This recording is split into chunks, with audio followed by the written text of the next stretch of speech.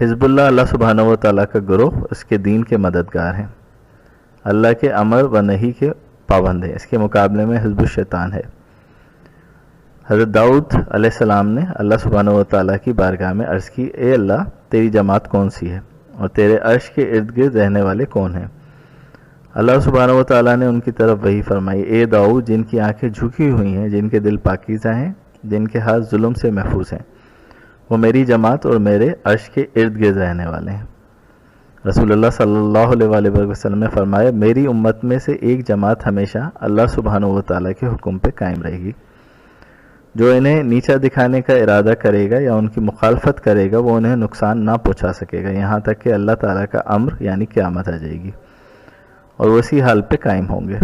اور تم میں سے ایسے لوگوں کی ایک جماعت ضرور ہونی چاہیے، قرآن فرماتا ہے، جو لوگوں کو نیکی کی طرف بلائیں اور بھلائی کا حکم دیں اور برائی سے